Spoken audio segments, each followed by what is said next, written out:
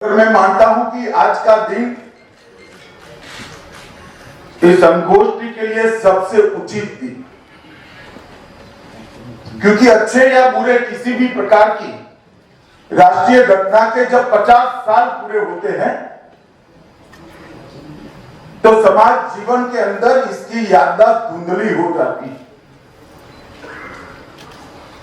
और आपातकाल जैसी लोकतंत्र की नींव हिलाने वाली की घटना, इसके बारे में याददाश्त समाज जीवन की अगर धुंधली होती है तो किसी भी लोकतांत्रिक देश के लिए बहुत बड़ा खतरा होता है, क्योंकि लोकतांत्रिक भाव और तानाशाही ये दो मन के दो भाव, इसको आप व्यक्ति से मत जोड़िए। मन के जो भाव है, मानव प्रकृति के दो भाव है, वो कभी ना कभी उभरकर समाज के सामने, देश के सामने फिर से चुनौती बनकर आ सकते हैं। अगर तानाशाही का विचार फिर से चुनौती बनकर आ सकता है तो लोकतांत्रिक स्वभाव देश का भला करने के लिए भी काम आता है। परंतु जब पीढ़ियां बदलती है और राष्ट्र जीवन की इस प्रकार की घटनाओं की विस्मृति, विशेषकर जिन पर जिम्मेदारी है, वो किशोरों और युवाओं की स्मृति में से निकलने लगती है, तब ऐसी ही संगोष्ठियां, ऐसे ही संविधान हत्या दिन की बात ये स्मृति को पुनर्जीवित करते हैं। और हम सब ने ये याद रखना चाहिए, कितनी बड़ी लड़ाई उस वक्त लाखों लोग जेल में रहकर अपने परिवार का सब कुछ नष्ट कर कर, कई लोगों के जीवन के कैरियर मोड़ एक आश्चर्यजनक मोड़ ले गए, कई कैरियर समाप्त भी हो गए।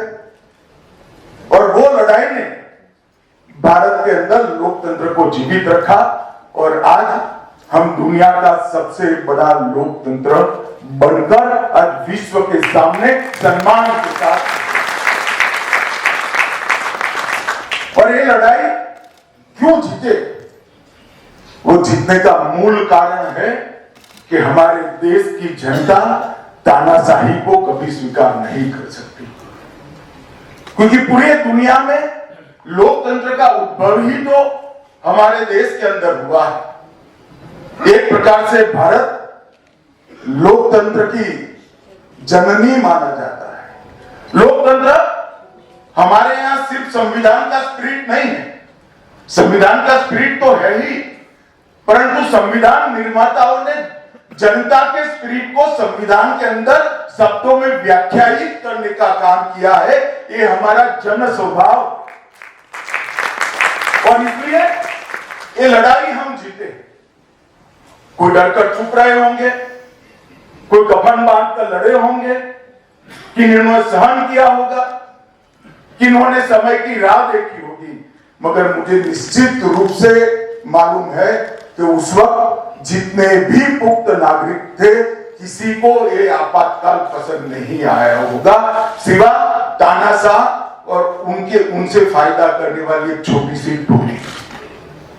और इसीलिए जब ये भ्रांति के हमें कौन चैलेंज कर सकता है, आपातकाल उठा लिया गया, और जब चुनाव आया तो आजादी के पहली बार गैर कांग्रेसी सरकार बनी, जनता सरकार बनी, और मोरारजी भाई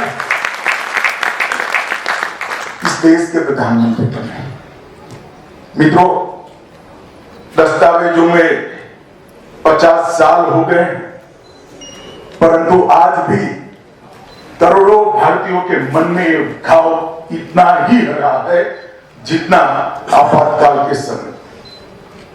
50 साल पहले 24 जून 1975 की रात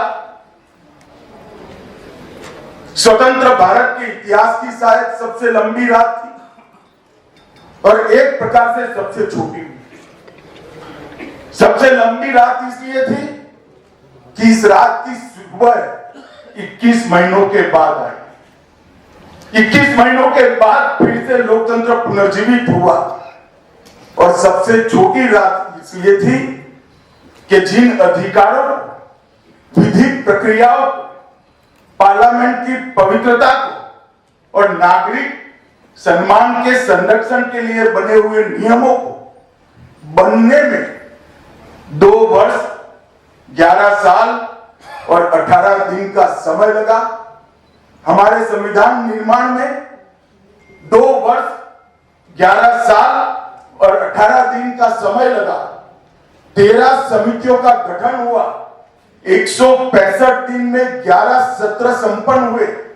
163 दिन में 114 दिन संविधान के विभिन्न प्रावधानों पर विशद लंबी चर्चा हुई। 1100 घंटा और 32 मिनट चर्चा हुई।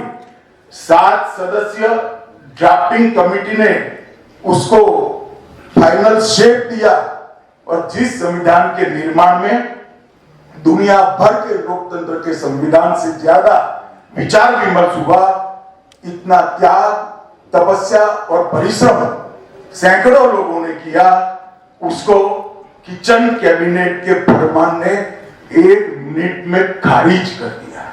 और इसलिए मैं कहता हूं कि ये स्वतंत्र भारत के इतिहास की सबसे लंबी रात थी, क्योंकि उसका सूर्योदय 21 महीने के बाद हुआ और ये सबसे छोटी रात थी जिसने 2 वर्ष 11 महीने और 18 दिन की कवायद को क्षण भर में निरस्त करने का काम किया।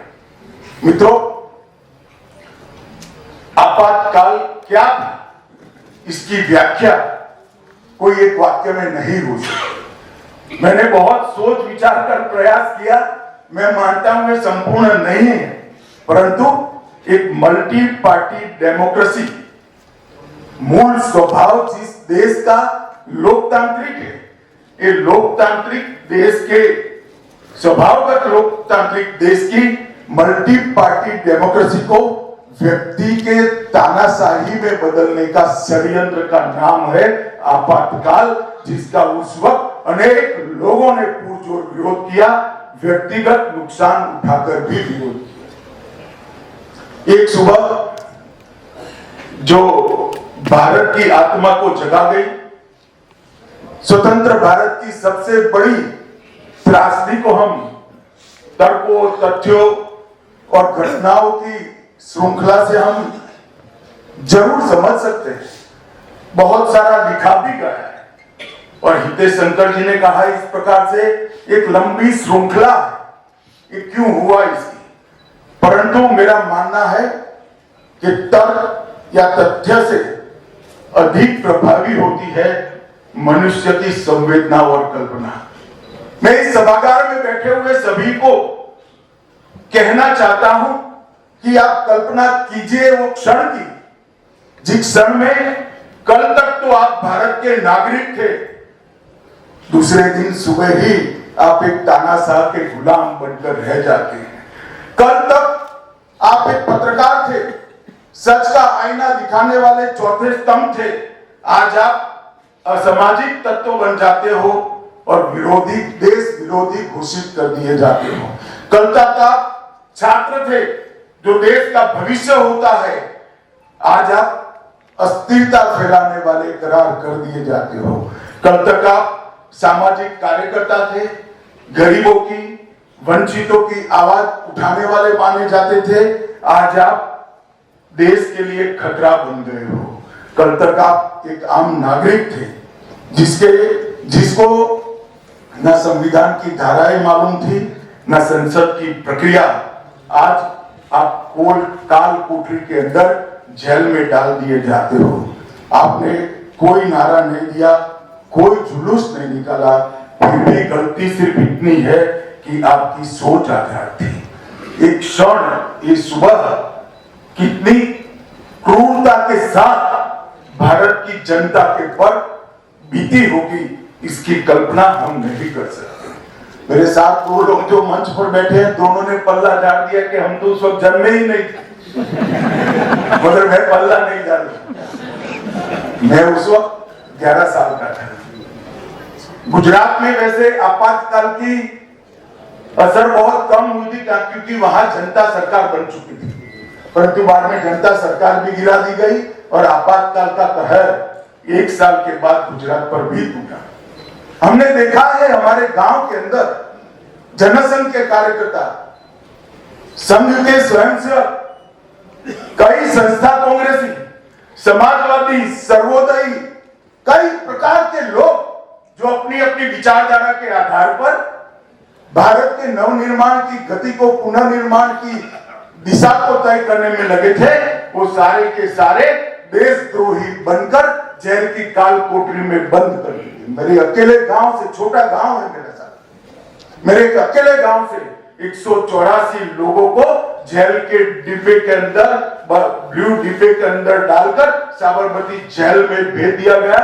मैं आज तक और मेरे मृत्यु की क्षण तक वो दिन नहीं भूल सकता, वो दृश्य नहीं भूल सकता। उस वक्त हम गांव के बड़ों को पूछते थे कि प्रोफेसर मंगलदास का दोष क्या है, कोई नहीं बता सकता, कोई बताना भी नहीं चाहता था, किसी में हिम्मत भी नहीं, क्योंकि वो जो दृश्य दिखा था वो बहुत क्रूर और हृदय विदारक था। 25 जून 1975 की वो सुबह जो सूरज तो निकला मगर उसकी रोशनी आजाद नहीं थी। उस सुबह मौलिक अधिकारों की चादर ओढ़ के सोए हुए नागरिक तानाशाही की जंजीरों में जागे। अखबार जो हर सुबह भारत को जगाता था, उस सुबह उसको पहले ही बंद कर दिया गया था। राजनीतिक भिन्नता जो लोकतंत्र का लक्षण और सुंदरता मानी जाती थी, उस वक्त ये राजनीति मत भिन्नता को जेलों की अंधेरी काल कोठरी में बंद कर दिया गया और संविधान की आत्मा रौंदकर जनादेश से बनी सरकारों को रातों रात गिरा दिया गया। मित्रों, एक बात इस देश की जनता ने कभी नहीं भूलनी चाहिए और न भूलनी चाहिए, विशेषकर इस देश के किशोर और युवाओं। जब व्यक्ति के अंदर पड़े हुआ तानाशाह का गुण सरफेस पर आता है, तब क्या होता है इतिहास हमारी युवा पीढ़ी को समझाना पड़ेगा। आज बहुत सारे लोग संविधान की दुहाई देते हैं। मैं उनको पूछना चाहता हूं, आप किस पार्टी से आते हो, किस अधिकार से संविधान की बात करते हो? सुबह सुबह 8 बजे ऑल इंडिया रेडियो से प्रधानमंत्री जी की आवाज आई, इंदिरा गांधी की आवाज आई, राष्ट्रपति जी ने आपातकाल की घोषणा की। जो लोग संविधान की दुहाई देते हैं, मैं उनको पूछना चाहता हूं, क्या इसके लिए संसद की सहमति ली गई? क्या मंत्रिमंडल की बैठक बुलाई गई थी? क्या देशवासियों को, विपक्ष को भरोसे में लिया गया था? और लोकतंत्र की बात करने वाले लोगों को मैं पूछना चाहता हूं, आप वही पार्टी और वही पार्टी से जुड़े हुए लोग हो जिन्होंने लोकतंत्र के रक्षक की भूमिका से लोकतंत्र के भक्षक का काम किया था। मित्रों, एक प्रकार से आपातकाल के कारण बताए गए, राष्ट्र की सुरक्षा कारण बताया गया, परंतु इसका मूल कारण सत्ता की सुरक्षा था। जयप्रकाश नारायण ने इंदिरा गांधी जी की, राजनारायण जी ने इंदिरा गांधी के चुनाव को इलाहाबाद हाईकोर्ट में चैलेंज किया। इलाहाबाद हाईकोर्ट ने चुनाव को निरस्त कर दिया कि गलत तरीके से चुनाव हुआ है, सरकारी सेवाओं का उपयोग करते हुए चुनाव हुआ है। और उसके बाद एक टेक्निकल ग्राउंड पर देश की सुप्रीम कोर्ट ने स्टे दिया। स्टे क्या दिया?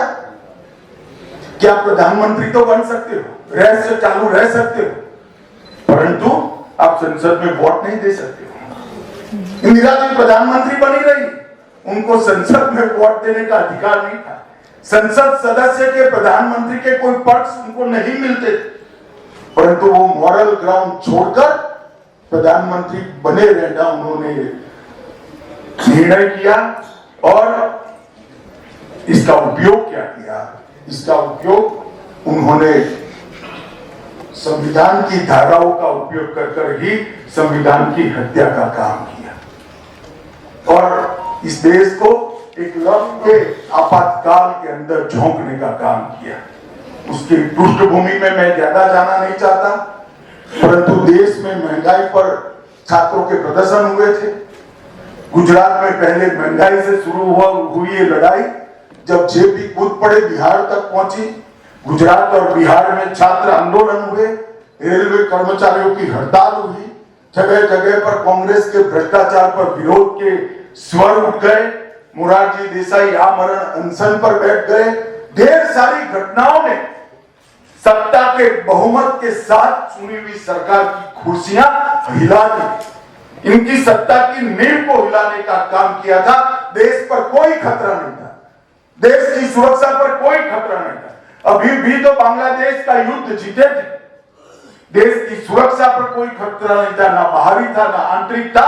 खतरा था तो इंदिरा गांधी की सत्ता पर था और जनता जागरूक हो गई थी। उन्होंने कहा कि हमने भावावेश में जो बहुमत दिया है इसका उचित उपयोग नहीं हो सकता, और इस सब से परेशान होकर इंदिरा जी ने आपातकाल डाला।